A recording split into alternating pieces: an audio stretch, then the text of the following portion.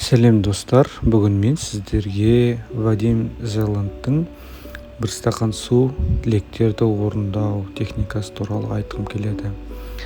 Вадим Зеланд өзінің әйгілі апокрифтік трансферт еңбегінде бір стақан су тілектерін орындау әдісін егжей-тегжейлі сипаттайды.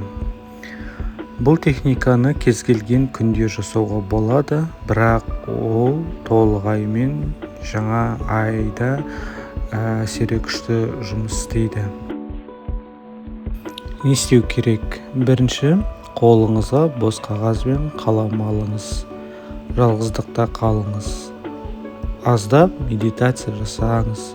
Содан кейін қағазға өз қалауыңызбен немесе дұрыс жауабын табу керек сұрақтарыңызды жазыңыз.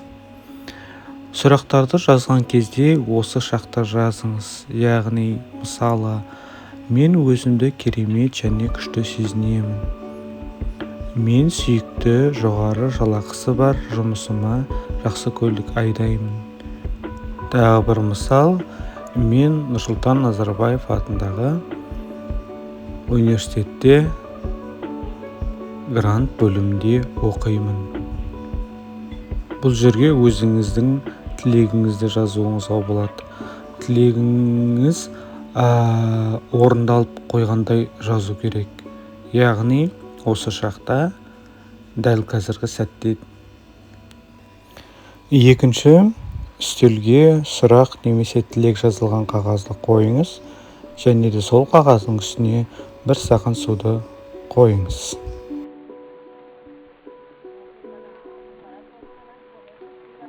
Үшінші, екі алақанымызды бір-біріне тақап уқалайтын боламыз.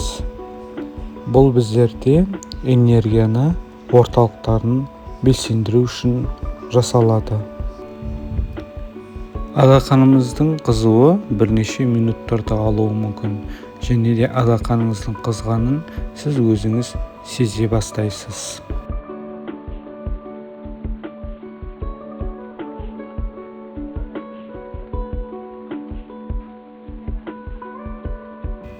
Алақанымыздағы жылулықты сезінгеннен кейін екі қолымызды ажыратып, стақанның әйнегіне тақамай, видеода көрсетілгендей ұстайтын боламыз.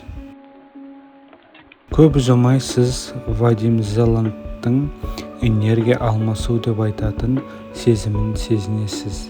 Энергия алмасу процесі ұзақтығы 2-4 минут.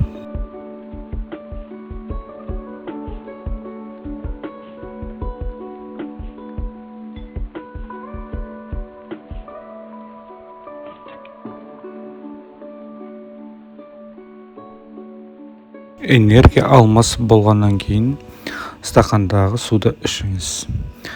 Сіздің тілегіңіз орындалды деп елестетіп, баяу және кішкене жұтыммен ішу керек.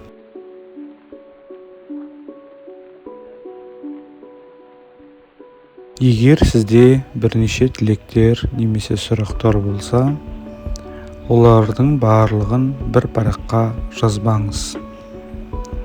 Бір өтініш, бір арман, бір стақан су.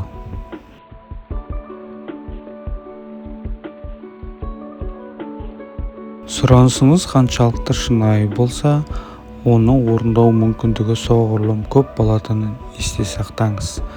Таңғажайып және мүмкін емес тілектерді біздің санамыз жай ғана сіңіре алмайды. Ішкі қарсылық туындамайтын сол тілек міндетті түрде орындалады.